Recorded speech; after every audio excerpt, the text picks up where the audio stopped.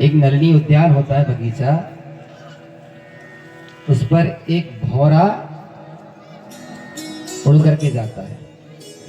बहुत बड़ा बगीचा होता है, अनेक प्रकार के बड़े बड़े सुंदर सुंदर पुष्प उसमें खिले रहते हैं। भौरे का क्या कार्य होता है? पुष्प के पराग को सार्वग्रहित करता है, चूस लेता है, रख लेता है, उसका भोजन वही है। तो उसे सूचना मिली कि एक बड़कुई में बहुत बड़ा बगीचा है फूलों का। तो वह अपने लोभ से कि इतने सुंदर सुंदर यहाँ फूल लगे हुए हैं, आज सूचना मिली, आज जाना है। कमल के पुष्प को किसने देखा है? कमल के फूल को देखा है? वो कैसे खिलता और कैसे बंद होता है? माता जी ने सिर हिलाया। मैं जानती हैं, आप भी जानती हैं। जय। कमल के पुष्प की क्या विशेषता होती है? गतिद्वरेभे। वह भौरा मन में विचार करता है कि रात्रि का समय होने जा रहा है। रात्रिर्गमिष्यति भविष्यति सुप्रभातम् भास्वान् उदेष्यसि हसिष्यसि पंकजश्री। रात्रि का समय हो रहा है, मैं इस बगीचे में जाता हूं और जितने भी बड़े बड़े पुष्प हैं उन पुष्पों में ढेर सारा पराग छुपा हुआ है। सभी का पराग मैं चुरा लूंगा, पेट भर के खूब गले तक रख लूंगा। पहुंचता है और कमल के पुष्प में जैसे ही जाकर के बैठता है तो कमल के पुष्प की क्या विशेषता है? सूर्य अस्त होते ही वह बंद हो जाता बंद है, होने लगता है। गतिद्वरेभे, उसकी पंखुड़ियां बंद होने लगी।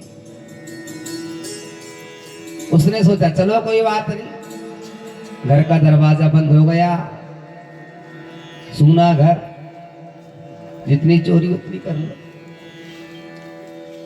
एक कहावत है ना, मैं नहीं कहूंगा, व्यासपीठ में शब्द अच्छे नहीं है उसमें। क्या कहते हैं? इसलिए नहीं कह रहा हूं। अब आप लोग जान गए होंगे, सूने घर में कौन जाता है। अब अपनी भाषा है वो तो खैर। उसने विचार किया, अच्छा मौका मिला है, ऐसी चोरी।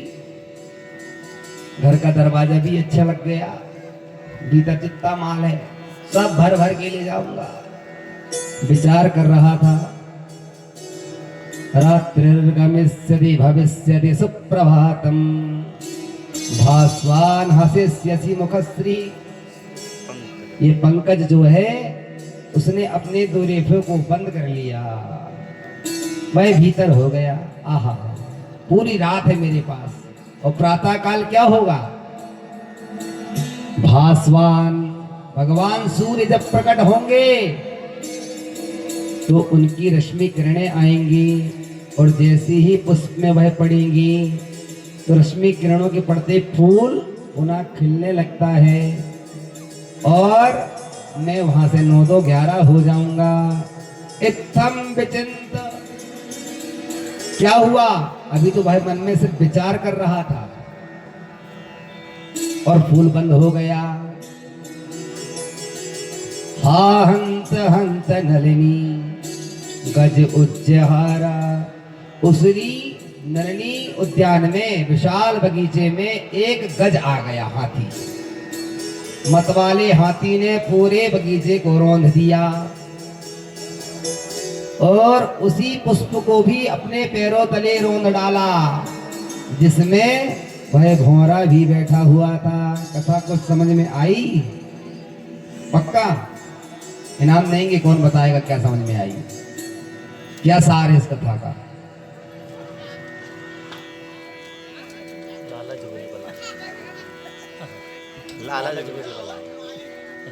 ना, लालच बुरी बला का अर्थ नहीं निकलता, और कुछ।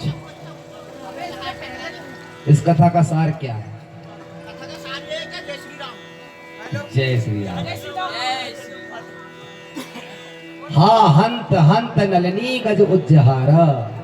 हमारा जीवन भी इसी तरह है। हाँ महाराज, बस अभी तो युवावस्था है, भजन कहाँ से हो पाएगा? तो हम बाद में कर लेंगे।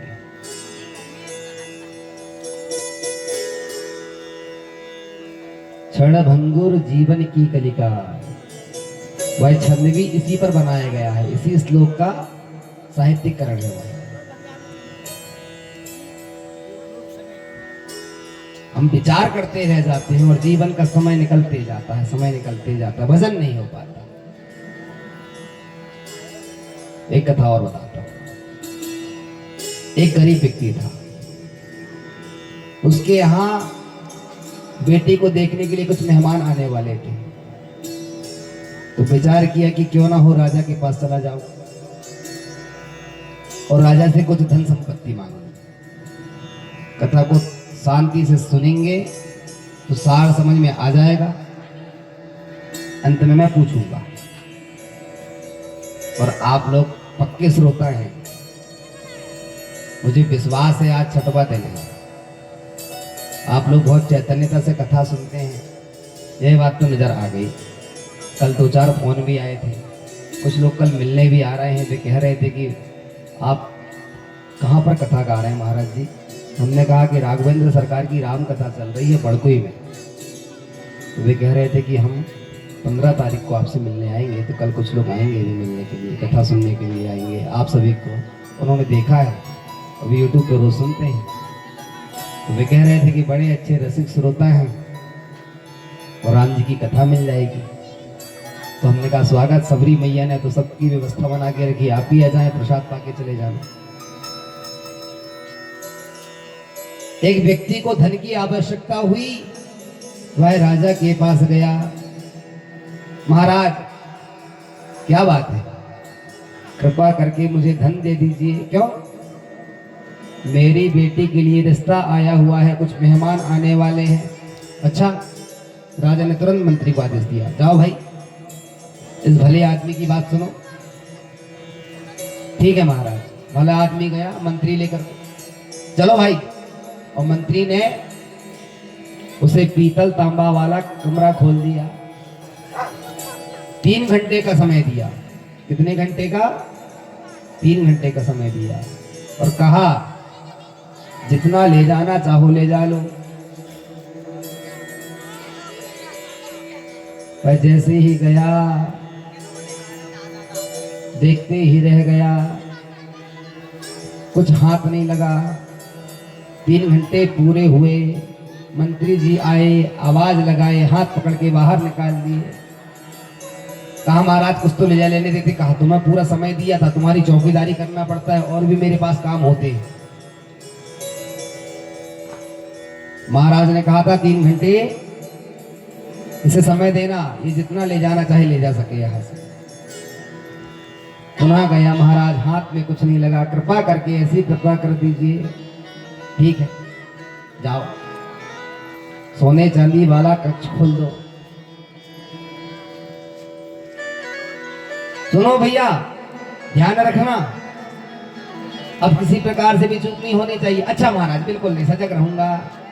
और भीतर जैसे ही गया तो एक सुंदर स्त्री खड़ी हुई थी। देवी जी की रूप सुधा पर जैसे ही देखा तो देखते ही व्यामोहित हो गया। क्या सुंदर लालिमा है, इतने सुंदर केस हैं, क्या बढ़िया मृगनयनी नेत्र हैं, ओठों की लालिमा, और उसका सौंदर्य देख करके वह तो व्यामोहित ही हो गया। दिव्य मोहंगतः, व्यामोहित होकर के उसे ही देखते रह गया। 3 घंटे पूरे हुए, देवी जी ने चुटकी बजाए, ओ भैया कहाँ खो गए, कुछ लेने आए थे क्या? ओहो देवी, हाथ जैसे ही लगाता मंत्री जी आकर के हाथ पकड़ के बाहर निकाल देते हैं। चलो समय पूरा हुआ, 2 कमरा खोल चुके। मंत्री जी कम से कम कुछ तो कृपा कर देते। मैं नहीं कर सकता, राजा से बात करो, राजा साहब के पास पुनः चलो। पुनः गया, महाराज क्यों नहीं ले जाते हो भाई, जाओ हीरे मोती वाला कमरा खोलो। हो सकता है पीतल तांबा नहीं चाहिए होगा, सोना चांदी नहीं चाहिए होगा, इस बार हीरे मोती वाला खोलो। मंत्री जी कहते खबरदार, इस बार किसी प्रकार की गड़बड़ी की तो मैं ही महाराज से जाकर शिकायत कर दूंगा। महाराज ये मेरे से चौकीदारी कराता है बाहर, और भीतर जाकर के ये इधर उधर देखते रहता है और टाइम पास करने आता है।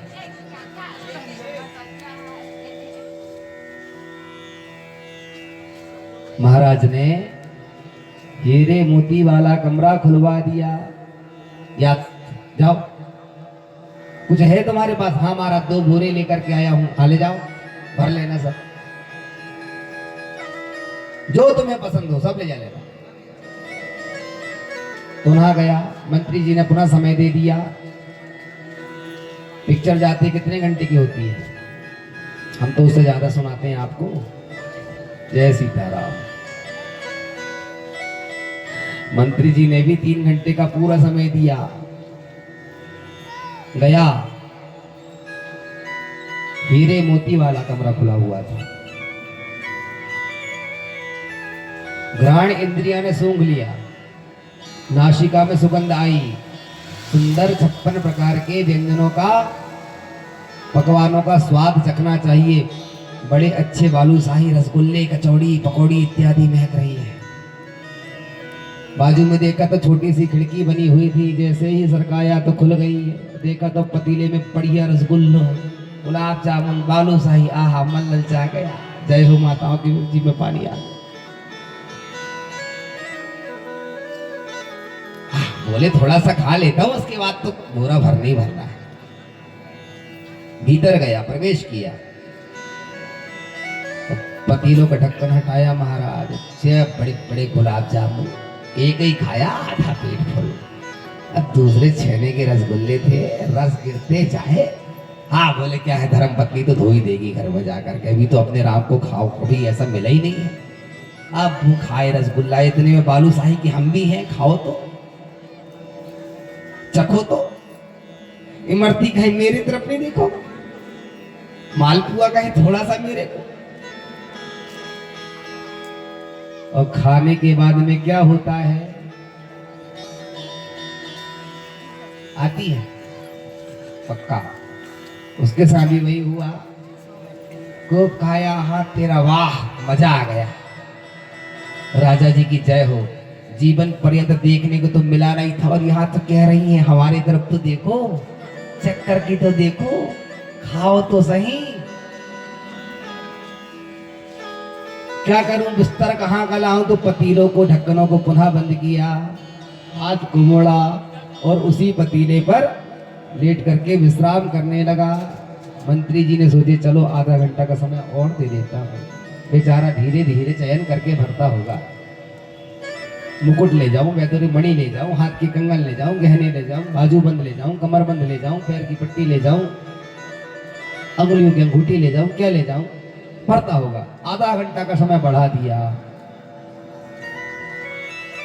पीतल तांबे वाले में भी 3 घंटे का समय दिया, सोने चांदी वाले में भी 3 घंटे का समय दिया, लेकिन आधे घंटे की अवधि बढ़ा दी, 3.5 घंटे दिया। अब पुनः गए, जैसे ही मंत्री जी भीतर तो जाकर के देखते हैं कि भाई है ही नहीं, मेरे सामने मैंने प्रवेश कराया था, दूसरा कोई द्वार नहीं है। यहाँ से गया तो भला आदमी कहाँ गया? जैसे ही बाजू में मुड़ करके देखे तो पाकशाला की खिड़की खुली हुई, और जैसे ही भीतर प्रवेश किया तो वो खर्राटे बजा रहा था। ए भैया उठो, चलो। अरे महाराज क्षमा करें, नींद आ गई, बस अब भी भर लेता हूँ। क्या भर लेता हूँ? 3.5 घंटे हो चुके हैं चौकीदारी करते करते, निकलो अब दोबारा तो आने ही मत, दिखना ही मत यहाँ। अब पछताए होत का, जब चिड़िया चुक गई खेत। नहीं समझ में आई कथा। बचपन में समझ आया कि खेल कूद सत्य है।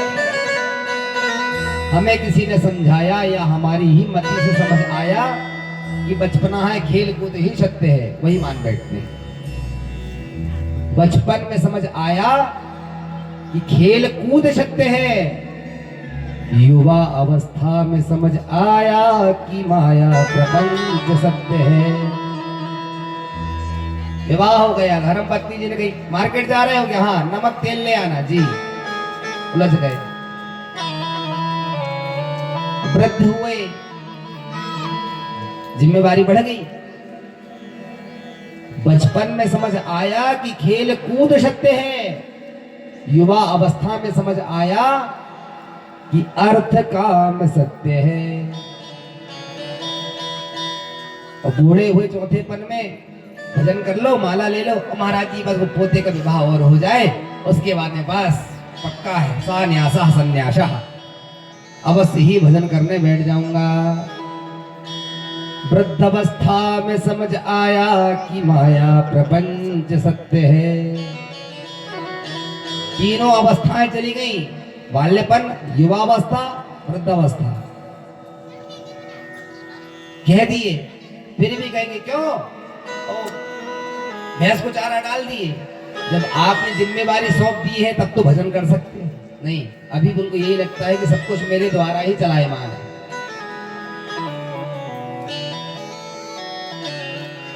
बचपन में समझ आया कि खेल कूद सकते हैं, युवावस्था में समझ आया कि अर्थ काम सत्य है, वृद्धावस्था में समझ आया कि माया प्रपंच सत्य है, और अंत समझ आया कि राम नाम सत्य है। जीवन ऐसे ही निकल जाता है। हाँ बस कर लेंगे, अभी कर लेंगे, बहुत समय है, बहुत समय है, और वक्त निकल जाता है। मेरी माँ सबरी अम्मा जी को देखो आप, उनके जीवन की यह 12वां यज्ञ है। भगवान ने उन्हें यज्ञ के लिए ही बनाया है। उन्हें भगवान ने यज्ञ के लिए ही बनाया है। लोगों को माया प्रपंच से फुर्सत नहीं मिलती है, और सबरी मैया कहती है गुरुजी अभी एक पुराण और करा लो। कल संतोष भैया कह रहे थे कि अम्मा जी अभी अपन देखेंगे, नर्मदा क्षेत्र में कर लेंगे, बड़ा ही पवित्र और पुण्यात्मक होता है। बताओ, और जिज्ञासा भी देखो, और इन्होंने कहा और उन्होंने हाँ कह दिया, अच्छा आप कह रहे हो तो कर लेंगे।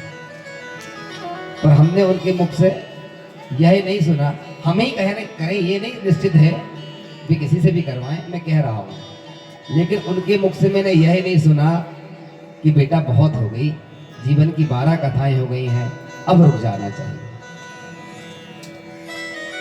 बड़भागी होते हैं वे लोग जो भगवान का नाम करते हैं, भगवान का नाम जपते हैं।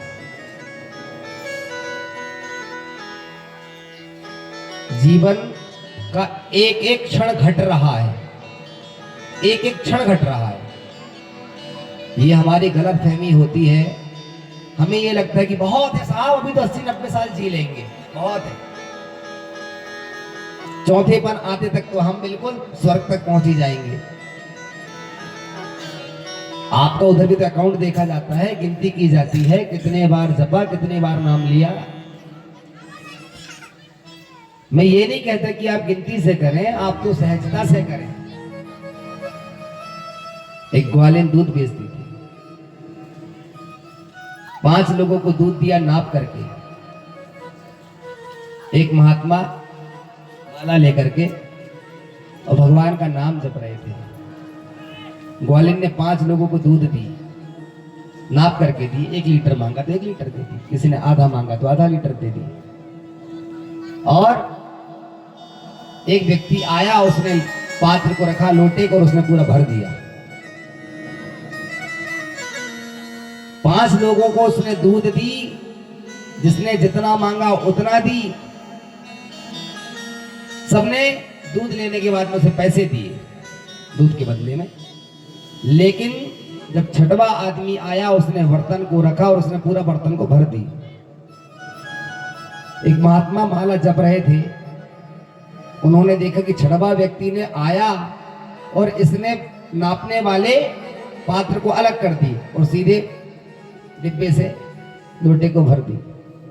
उन्होंने आकर पूछा, इसने ना पैसे दिया और ना तुमने नाप करके दिया। उस ग्वालिन का उत्तर सुनिए।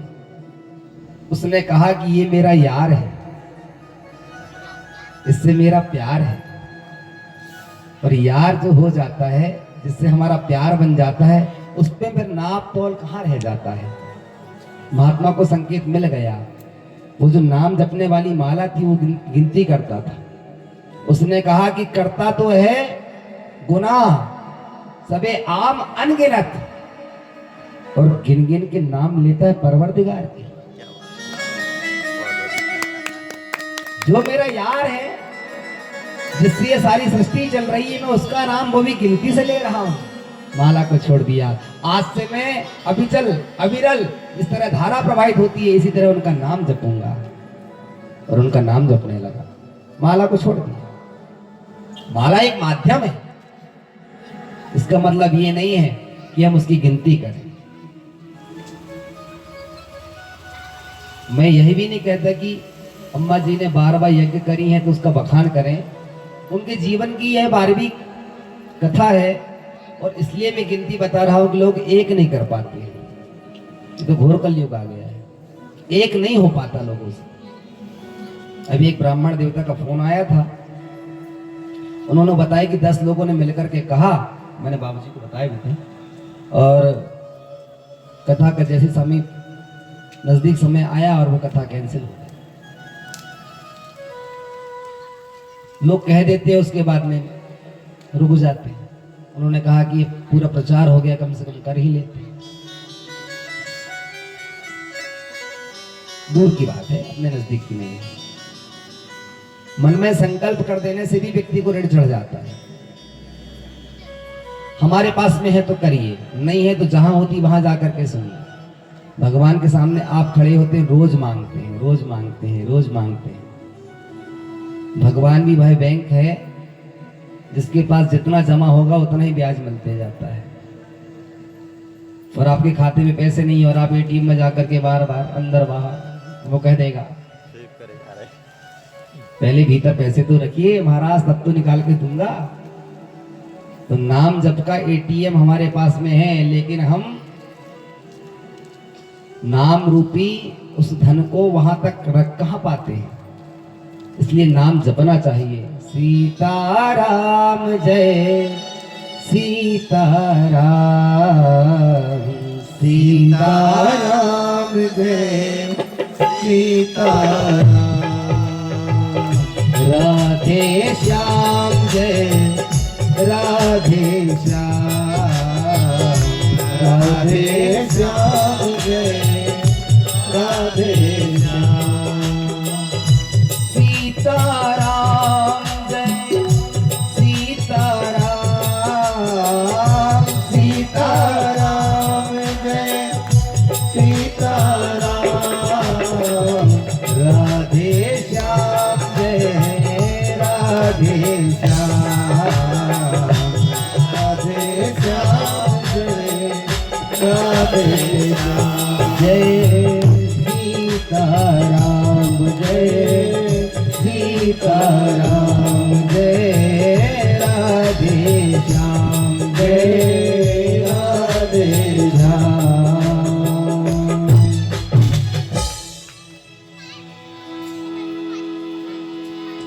जनक पाट महसी जग जानी, सीय मातो की जाई बखानी। कल आप सभी ने कथा को कहां तक सुना था? कहां तक की कल कथा हमने सुनाई थी? ये तो सत्संग की कथा हो रही थी भी। अब हम रामचरितमानस में प्रवेश किए, बताइए।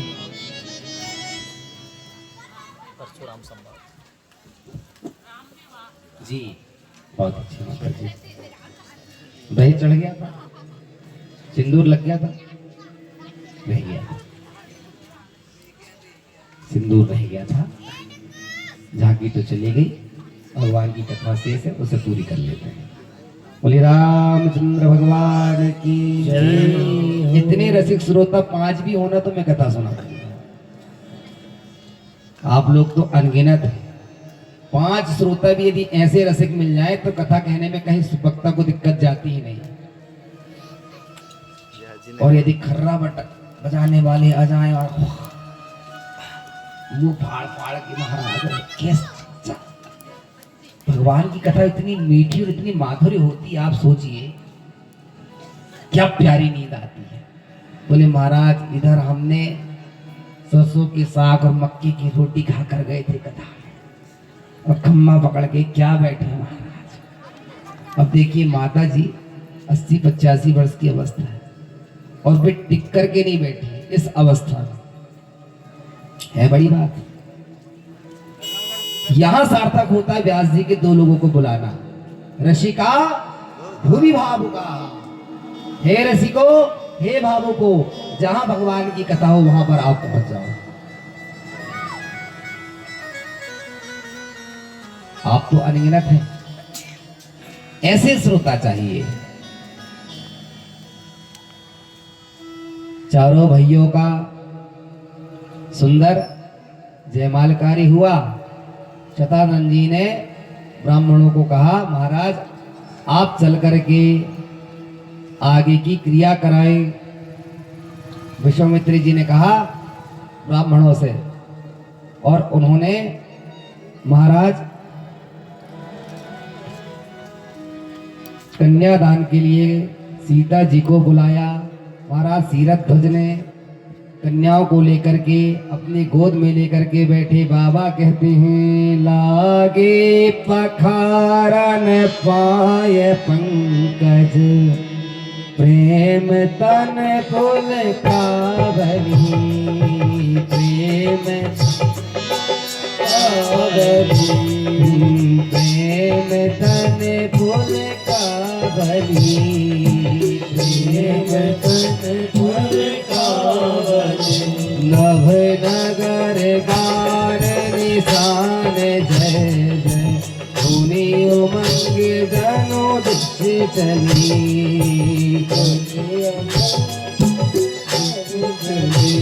जे पति सरोज मनोज हरि उर सर सदैव विराजहि, सरस देव विराजहि, और सदा सदैव विराजहि, और एक विराजहि, जे सकृत सुमिरत विमलता, मन सकल कलिमल भाजहि, सकल कलिमल भाजहि, मन सकल कलिमल भाजहि, सकल कलिमल भाजहि, हिमि बंत जिमि गिरिजा महेशी, हरे श्री सागर दई, हरे श्री सागर दई, तिमि जनक राम ही सिय समर्पी, विश्व कर कीरति नहीं, विश्व कर कीरति कही, क्यों कराया फिराया विदेह कियो, विदेह मूरति सावरी, विदेह मूरति सावरी, विदेह मूरति सावरी, विदेह मूरति सावरी, हरि होम विधिवत काठ जोरी, होन लागी भावरी, होन लागी भावरी, विधि होन लागी भावरी, होन लागी भावरी।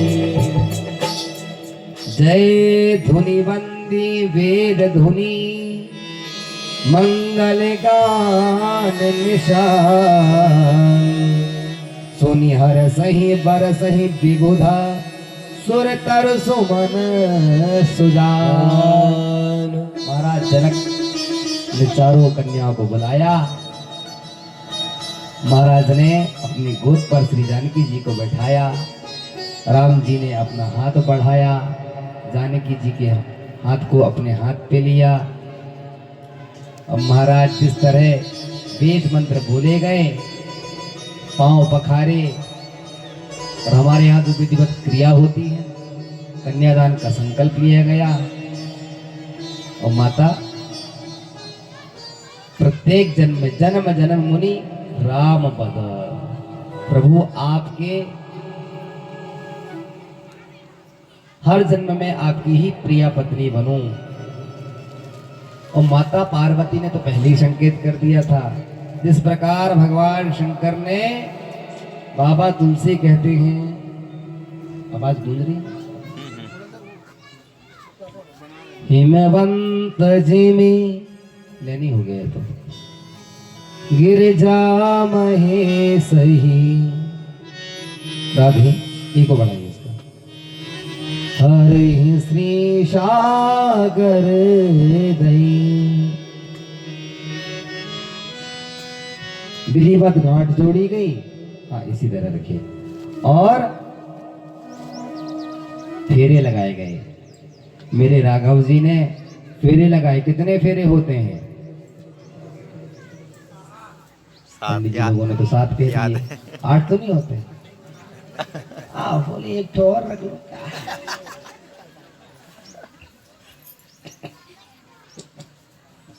प्रमोदित मुनाई भावरी फेरी,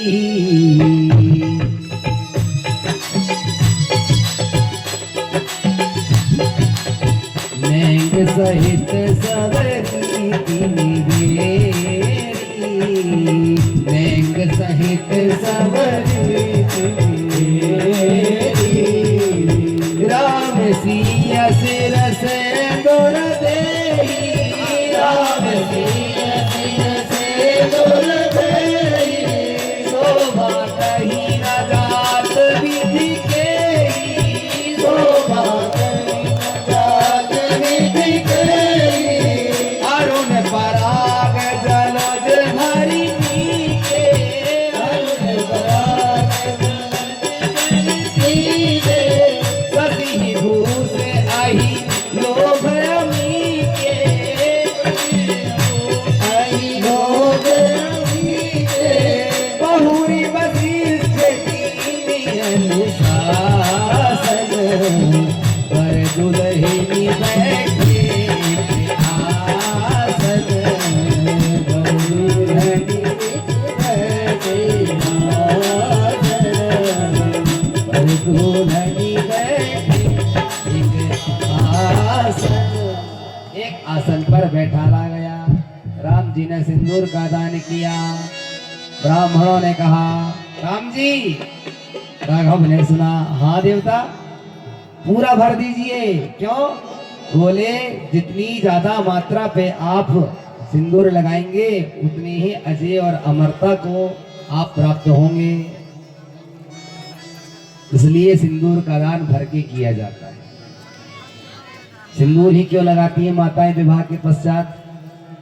कुंवारेपन में क्यों नहीं लगाया जाता? कारण बताएं आपको, कारण बताएं। अच्छा, आप लोग बड़े जिज्ञासावान, इसलिए कथा को छोड़ने का भी मन नहीं करता, मन करता सुनाई दो। जब कुंवारी होती हैं बहनें तो उन पर इतना भार नहीं होता है, पर जब उनका विवाह होता है तो उन पर 2 कुलों की जिम्मेवारी आ जाती है, एक अपने मातृपक्ष और एक पति के पक्ष की। 2 कुलों का जो निर्वहन करता हो, उस समय नया नया जब घर मिलता है तो नई नई जिम्मेवारियां भी आती हैं, वजन बढ़ता है, भार बढ़ जाता है, जिम्मेवारियां बढ़ जाती हैं, उस समय मानसिक तनाव ज़्यादा होता है। सिंदूर की एक विशेषता होती है, उसमें एक विशेष अभ्रक जैसा, गंधक जैसा तत्व मिलाया जाता है, जिससे सिंदूर का निर्माण होता है। उसको धारण करती जो सुषुम्ना नाड़ी होती है, क्या यहाँ पे जो नाड़ी होती है, वह जब प्रेशर में आता है, जब हमारे ऊपर जब बहुत ज्यादा जिम्मेवारियां बढ़ जाती हैं, लोड बढ़ने लगता है, तो वह नाड़ी फूलने लगती है और उससे तनाव बढ़ता है, फिर हम चिड़चिड़ होते हैं। कुछ लोग तो स्वभावगत होते हैं, नहीं आप लोग नहीं, मैं दूसरों की बात कर रहा हूं, आप लोग तो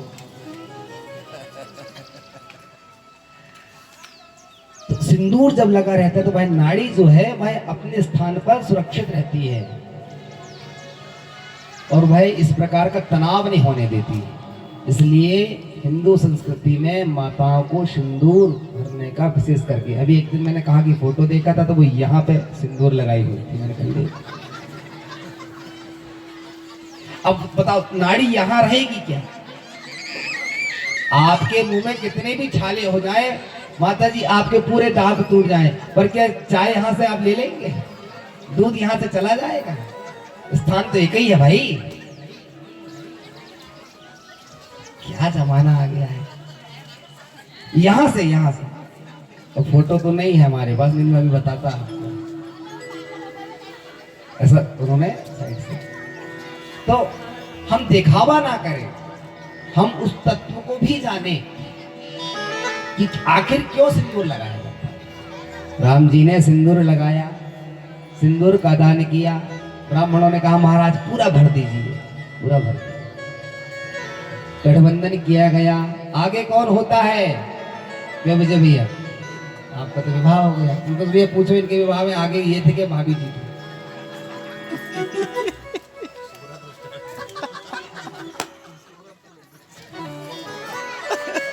फेरे तो लगाए होंगे।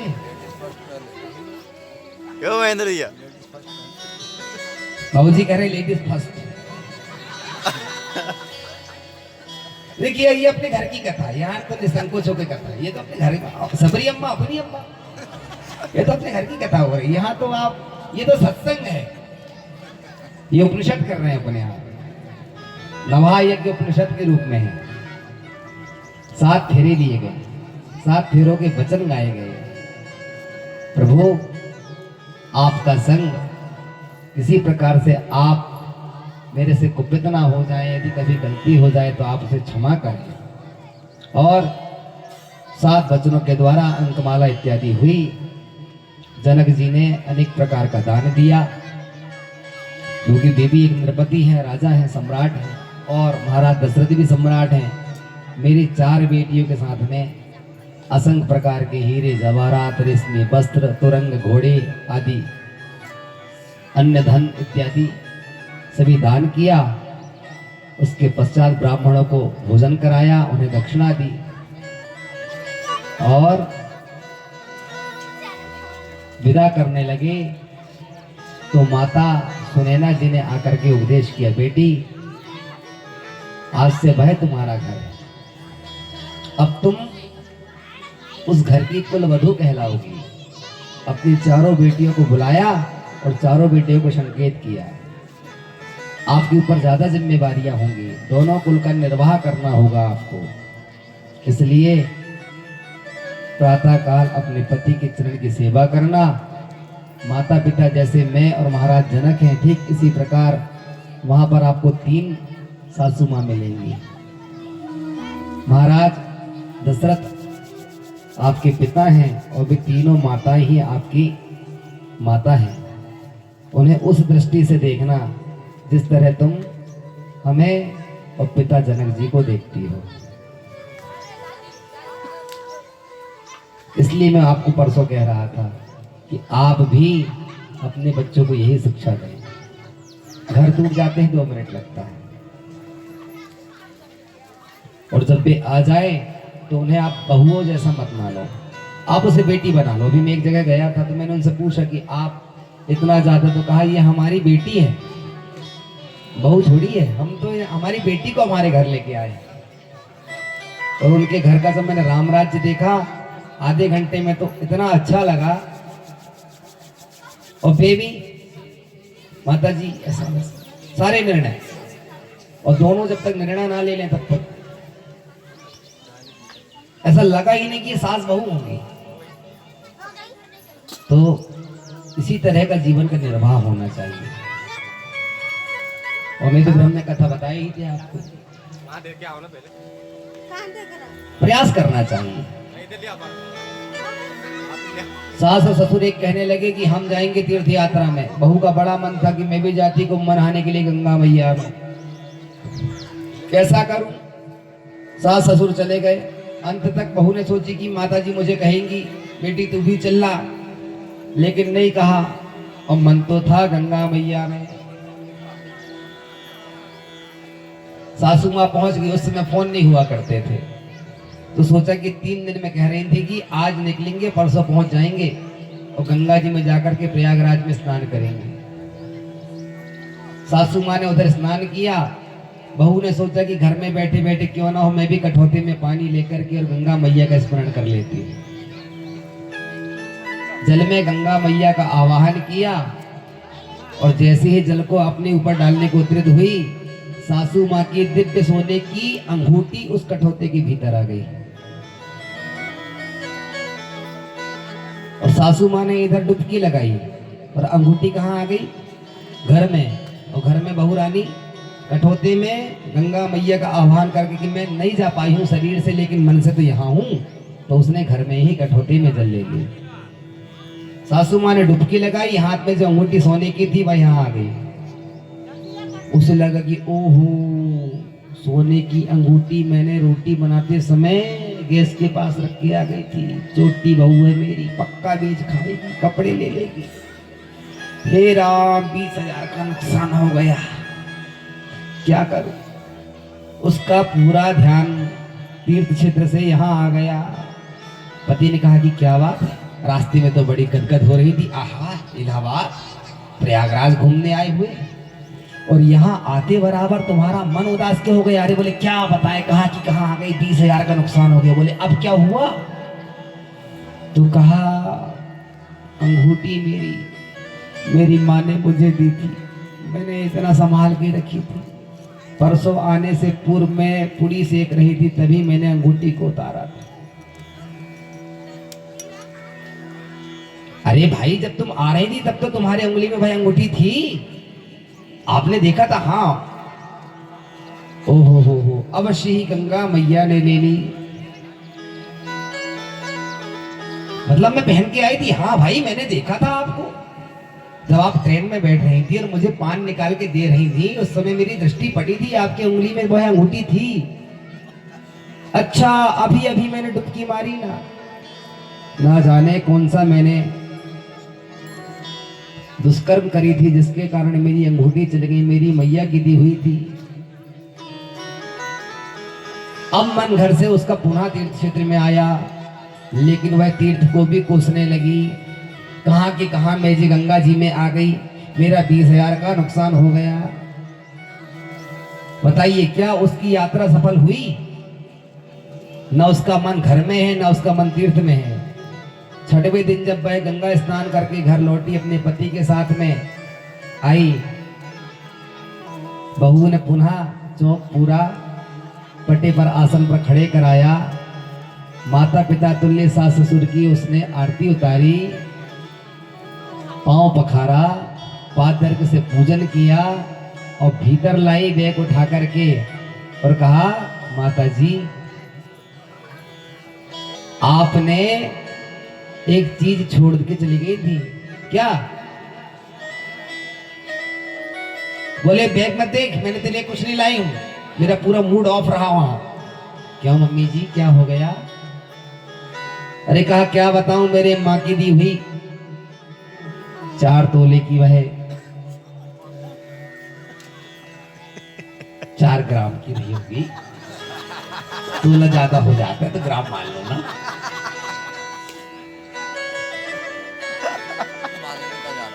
देखो, बुजुर्ग जहां रहते हैं ना, वहां बात पकड़ाई जाती है। और उन्होंने कहा कि यह जो है, माता जी अंगूठी की बात कर रही थी, ये तो नहीं है। अरे यही तो है, ये कैसे आ गई? अरे मैं क्या बताऊं, मैंने कठौती में जल लिया, गंगा मैया का स्मरण किया, स्मरण करते ही वह यहाँ पर आ गई। मैं भी आश्चर्य में रही, ऊपर से कैसे आ गई? तू सच कह रही है बेटी? हाँ माता जी। गैस के पास तो नहीं मिली थी? नहीं नहीं माता जी, मैं स्नान कर रही थी और बस मैंने जैसे ही गंगा मैया का आह्वान किया और तुरंत समझ में आ गया उसे, मैंने कितना बड़ा भूल कर बैठी, कितनी बड़ी गलती कर बैठी। गंगा मैया में रही, धर्म क्षेत्र में रही, लेकिन वहां मैंने श्रद्धा से नहीं निर्वाह किया। मैं श्रद्धा को भूल गई, मैं विश्वास को भूल गई। और बेटी, तेरा कितना मन था, तू नहीं जा पाई, किंतु तूने आह्वान किया और गंगा मैया यहाँ आ गई, अंगूठी को लेकर के यहाँ प्रकट हो गई। ये होता है विश्वास। विश्वासो फलदायक। जहाँ विश्वास रहेगा वहाँ फल अवश्य मिलता है। विश्वासो फलदायक। बोले गंगा मैया की जय हो। जनक जी महाराज ने खूब दान दिया। बारात पुनः जाने लगी। बाबा तुलसी कहते हैं सिया रघुवीर विवाह जे सब प्रेम गावहि सुनहि तिन कह सदा उछाहु मंगलायतन राम जसो। जो श्री राम जी के इस विवाह उत्सव को मनाता है, सुनता है, इस कथा का गायन करता है, इसे पढ़ता है, उसके जीवन में सदैव ही मंगल उत्सव होने लगते हैं। बोली राजा रामचंद्र भगवान की। अब आते हैं द्वितीय सोपान का नाम है अयोध्या कांड। यश्यांके च विभाति भूधर सुता देवापगा मस्तके भाले बाल विधुरगले च वर्णम विश्वरशीत्यालरा सोयं भूति विभूषण सुरभरा सर्वाधिपा सर्वदा सर्वा सर्वगता शिवा शशिनिभा श्री शंकरा पातु मां। श्री शंकर भगवान की। बारात आई। आकर के सभी ने अगवानी लिए। चारों बहुओं का स्वागत सत्कार भया।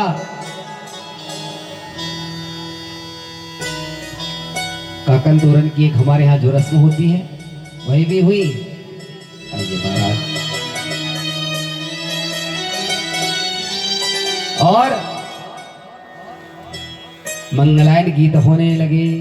2 मिनट का नाम हम भी कर लेते हैं। राजा राम जी अकेले गए थे, बहुरिया लेकर के लौटे हुए हैं। एक नहीं, चारों भाइयों के साथ में आए हुए हैं महाराज।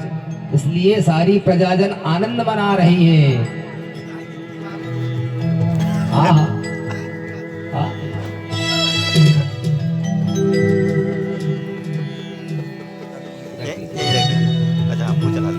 बोलो सीतारामचंद्र भगवान की जय हो।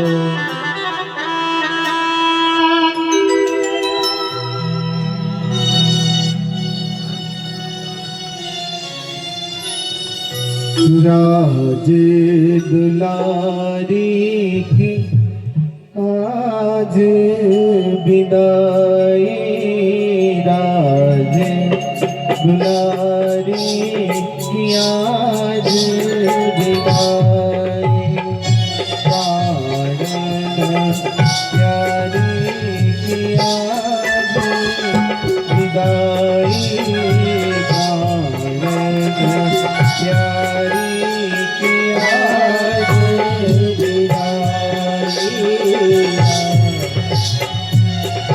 प्यारी की आज बिदाई।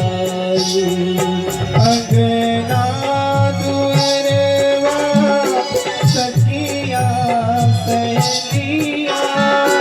अंगना दुअरवा सखिया सहेलिया।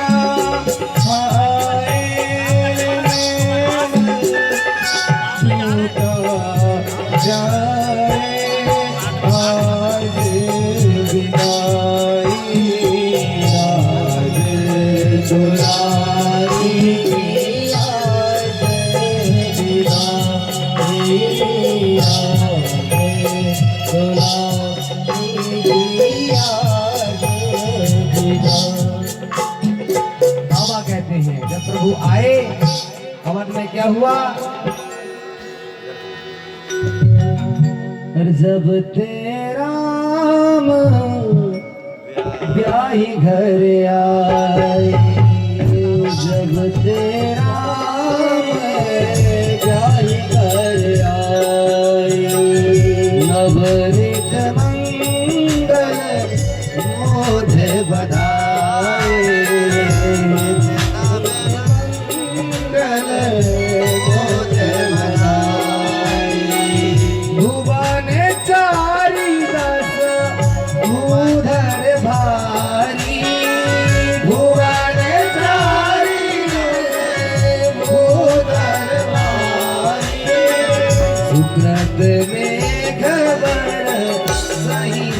फुलवारी सुखत में घर भर जाऊंगी।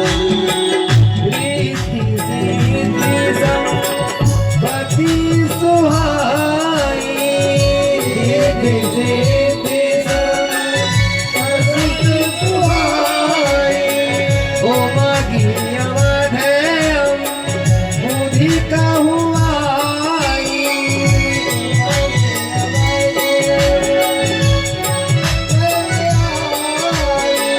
मन घन पुर नर नारी सुजाती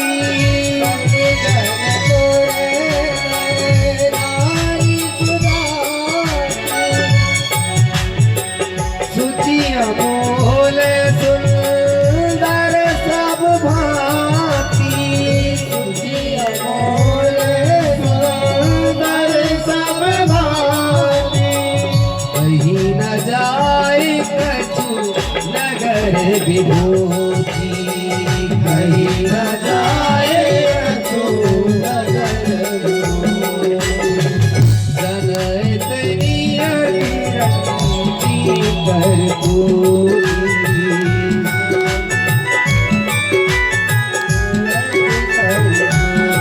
सब बीती सब लोक सुखाई सब बीती सब लोक सुखाई सब बीती सब लोक सुखारी सब बीती सब लोक सुखारी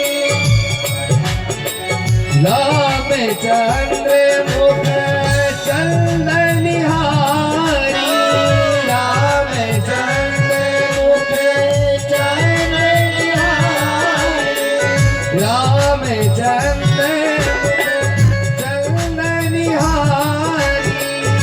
रामचंद्र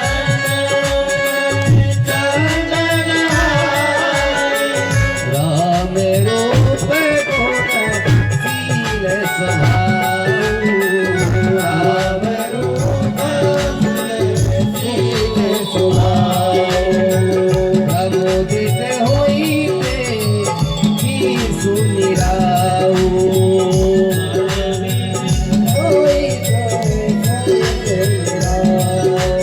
सबके उर अभिलाष कहाँ ही मनाई महेश आप अछत जुबराज पद राम ही देव नरेश सियावर रामचंद्र की जय हो मंगल गाओ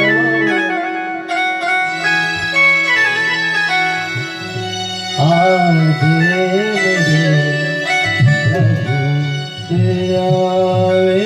आवेंगे चौक पुराओ मंगल गाओ आज मेरे पिया घर आए आज मेरे पिया घर आए चौक पुराओ मंगल गाओ आज मुझे पिया घर आएंगे आज मेरे राघव घर आएंगे आज मेरे प्रभु घर आएंगे आज मेरे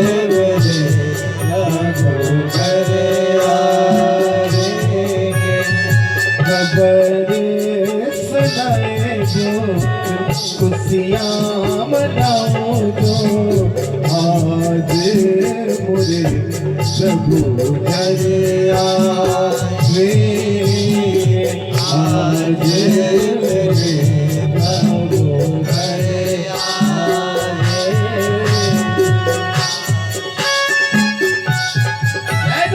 जय हो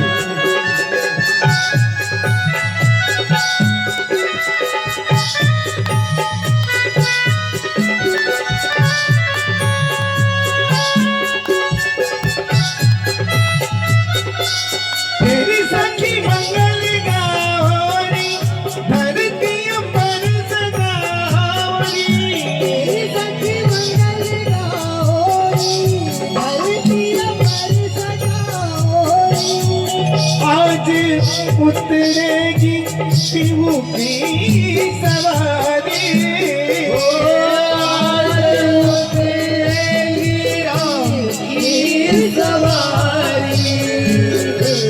तेरी कोई काजल लावरी मोहे काला टीका लगावरी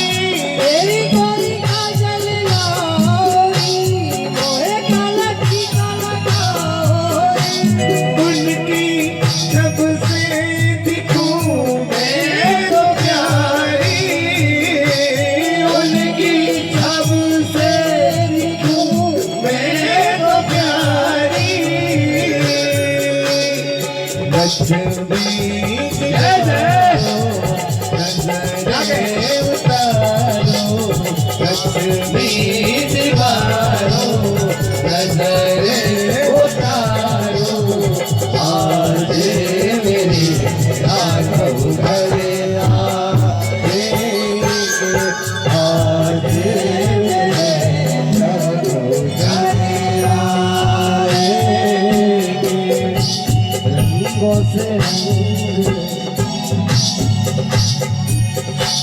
रंगों से रंग मिले नए नए रंग खिले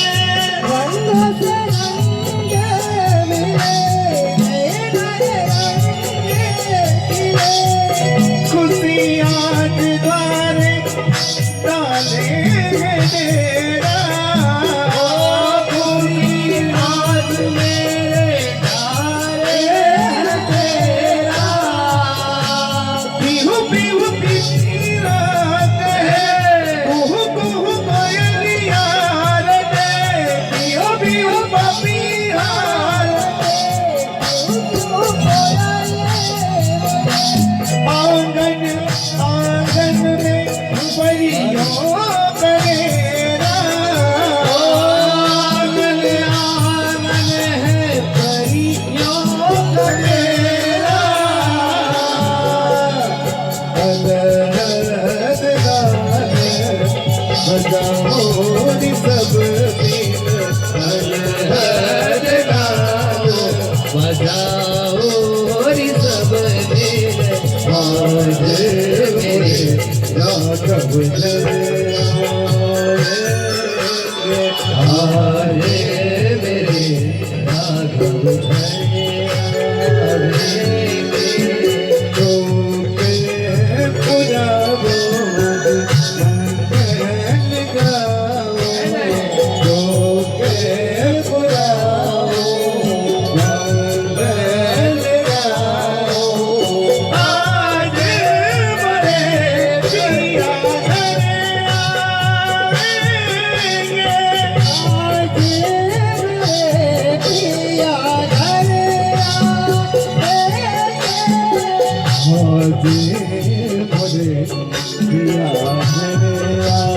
आएंगे बोले राजा रामचंद्र भगवान की जय हो विदाई भी सुन लिए। अब बहू आ गई तो बहू का किस तरह स्वागत हुआ वही भी सुन लिए। ठीक है, कोई ये नहीं कहेगा कथा में कंजूसी हुई थी। देखो हम विदाई से लेकर के अगवानी तक जा रहे हैं। इधर तो चाय तक हो गई भाई, हमको तो पानी भी नहीं।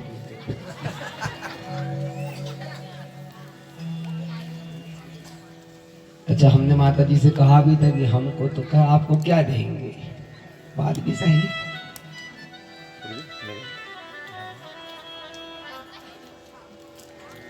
आनंद पूर्वक सारी अयोध्या सजी, मंगलाएं चौक पूरे गए, काकन तोरण का कार्य हुआ, भीतर प्रवेश हुआ। मां जानकी जी ने प्रथम बार आज अवध में प्रवेश किया। रंग महल में अनेक नर नारी सेविकाएं हैं सेवा देने के लिए।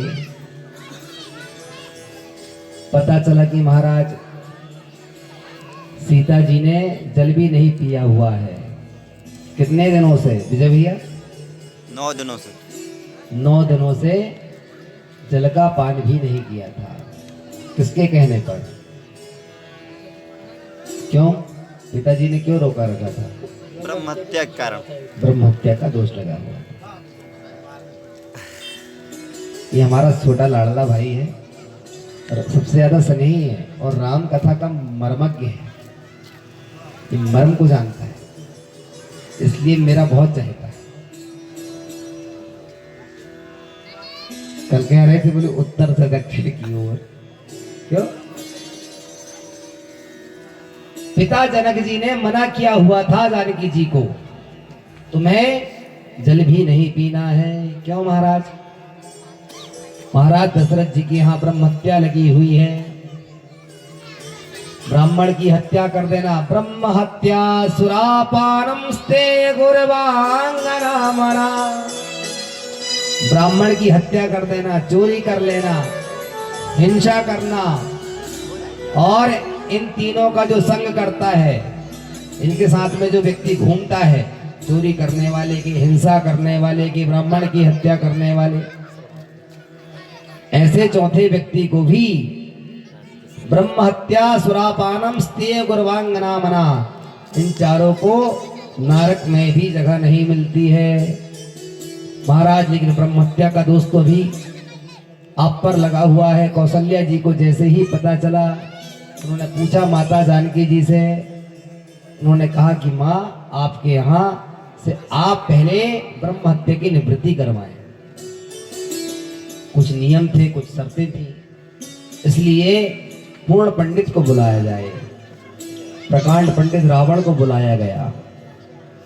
कथा रामचरितमानस में नहीं है, मैं बाहर की कथा बता रहा हूँ। ऐसा संतों ने पाराशर संहिता इत्यादियों में गायन किया हुआ है।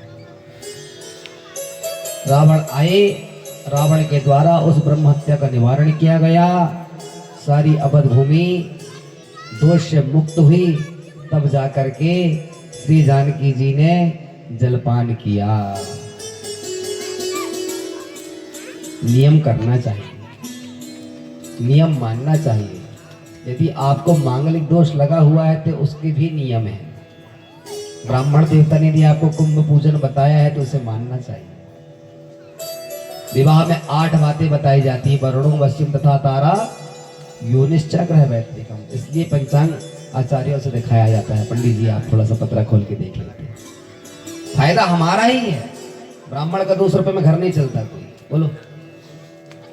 लेकिन भाई यदि आपकी सही सही जोड़ी बैठा देगा तो जीवन तो आपको जीना है, इसलिए नियम को मानना भी चाहिए। गिनती में जोड़े आपने योग आया 2 और 2 4 और आप कहे 5, कोई मानेगा क्या? पर यदि आप सही बताएंगे 4 तो लोग कहेंगे हाँ 4 होते हैं। जो निहित है, जो बताया गया है, उसे मानना चाहिए। ये तो किंवदंतियां हैं। कल जैसे हमने बताया था कि एक आदमी कहता था भगवान फालतू की सृष्टि बनाए। भगवान को कोई सृष्टि बनाना आता है क्या? जैसे एक आम गिरा था तो फिर आपको उंगली नहीं सही जगह कद्दू लगा होता है, हाँ अभी तो हम तो रहते ही नहीं। भगवान ने सब कुछ अपने द्वारा व्यवस्थित किया हुआ है, हमें सिर्फ उसका पालन करना है। माने भोजन परोस के दे दिया, अब अपनी मात्रा के अनुसार ग्रास बनाइए और दाल सब्जी लगा करके खा जाइए। थाली तो आपके सामने रखी हुई, बस ये व्यवस्था आपके सामने है, उसका सही ढंग से आपको पालन करना है। लोग पालन भी नहीं करते और फिर अनेक प्रकार के प्रश्न करते हैं। बाबूजी वो कहते हैं उन्होंने वो भाग्य कर लिए तो उनका क्या हुआ? उनके ऊपर कोई मांगलिक नहीं था क्या? कोई ऐसा नहीं था क्या? पैसा नहीं था क्या? और वे ही जब 4 साल बाद अलग हो जाते तब बोलो फिर क्या करोगे?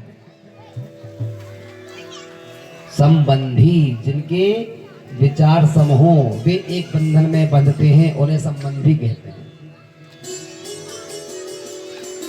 हमारे यहाँ तो खैर ऐसी व्यवस्थाएं बनाई गई हैं, बाहर के लोग, विदेश के लोग मानने लगे हमारी पद्धति को। वे कहते हैं कि आपकी पद्धति अलग। एक दिन महाराज दशरथ बैठे हुए थे दर्पण में, जैसे ही मुख को देखा तो यहाँ के सफेद हो गए। श्रवण समीप भय सित के साथ, भय सित के साथ, श्रवण समीप भय सित के साथ, श्रवण समीप भय सित के साथ, बनहु जरठ पनुअस उपदेशा, बनहु जरठ चल देता नृप जुगराज राम कहूँ दे हो जुगराज राम कहु देहु जीवन जन्म लाहो किनले हो जीवन जन्म लाओ देहु नृप जुगराज राम कहूँ दे हो जुगराज राम कहु देहु जीवन जन्म लाहो किनले जीवन जन्म लाहो किनले हो। एक बार जैसे ही महाराज दशरथ जी ने अपने मुख को देखा, किसमें देखा? दर्पण में देखा। जैसे हम सभी अपने अपने मुख को देखते हैं, और देखा कि कान के पास के बाल सफेद हो गए हैं, मानो बुढ़ापा संकेत कर रहा है। तुरंत गुरुजी के पास गए और जाकर कहने लगे, गुरुदेव प्रणाम। गुरुजी ने कहा, बताइए राजन। चक्रवर्ती